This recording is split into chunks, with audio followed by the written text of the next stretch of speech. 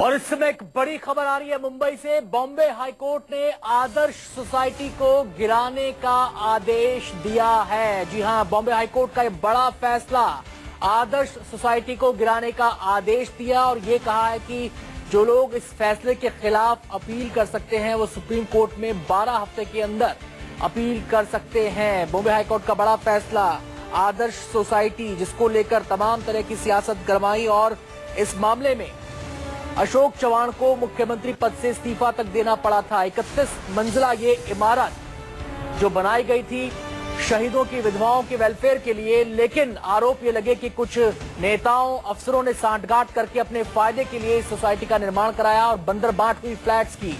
सीधे हम रुख करेंगे मुंबई का संवाददाता इंद्रजीत हमारे साथ जुड़ गए हैं और जानकारी देने के लिए। इंद्रजीत, क्या कहा है कोर्ट ने?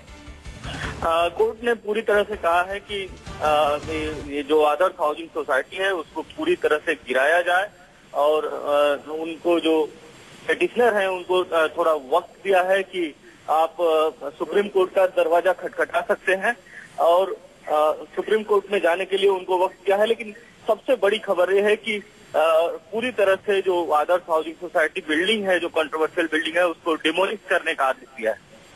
जी, तो आरोप जो लग रहे थे इस सोसाइटी को लेकर कि नियमों को ताक पर रखा गया, फ्लैट्स की बंदरबाट हुई, जिनके लिए मकान बनाए जाने थे उनके लिए नहीं बनाए गए। कोई कमेंट नहीं कर सकते हैं जब तक हम उस कॉपी का ऑर्डर की कॉपी हमें नहीं मिलेगी।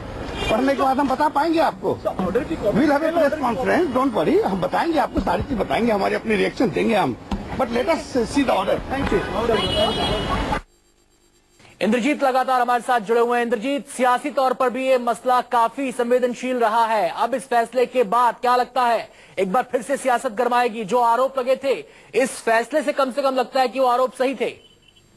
जी बिल्कुल, इस फैसले से लगता है कि इस सोसाइटी के निर्माण में काफी अनियमितता बरती गई थी, जो इसकी ऊंचाई बढ़ाई गई थी। इसके अलावा जो इसमें नियम कानून को ताक पर बड़े बड़े पॉलिटिशियन, बड़े बड़े IAS और बड़े बड़े IPS लोगों ने इसमें फ्लैट लिया था, तो कहीं न कहीं इस जो आरोप लगे थे उस आरोप पर एक मुहर लगाया हाईकोर्ट के इस फैसले ने और उन लोगों के लिए काफी मुश्किल खड़ी होगी जिन्होंने इसमें फ्लैट खरीदा था, क्योंकि वो लोग चाहते थे कि सोसाइटी रेगुलराइज हो और उसी के लिए हाईकोर्ट में गए थे, क्योंकि सरकार ने पहले ही जो सोसाइटी के लाइट और पानी काट दिया था, जो स्थानीय प्रशासन है, और ये मामला काफी कंट्रोवर्शियल तभी से चल रहा था। लेकिन जो रेगुलराइज करने के लिए हाईकोर्ट में गए थे, अब हाईकोर्ट का फैसला आया है कि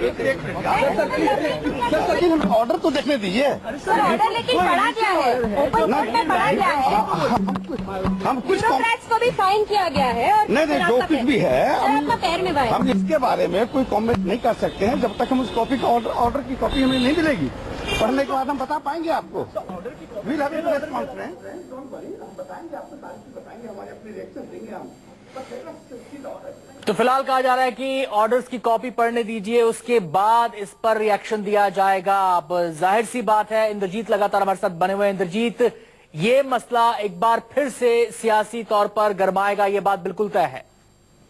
जी बिल्कुल, ये मामला सियासी तूल पकड़ेगा, क्योंकि इस मामले में पहले भी जो कांग्रेस के इस समय के महाराष्ट्र के प्रेसिडेंट हैं और उस समय मुख्यमंत्री थे अशोक चौहान का नाम आ चुका है। इसके अलावा कई नेताओं का नाम आ चुका है, इस सोसाइटी से नाम जुड़ा है।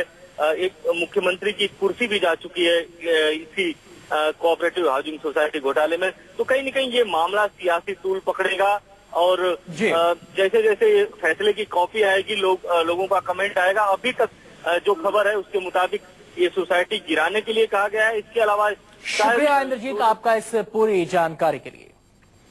और इस बुलेटिन में इतना ही। वक्तों के छोटे से ब्रेक का, चल लौटते हैं।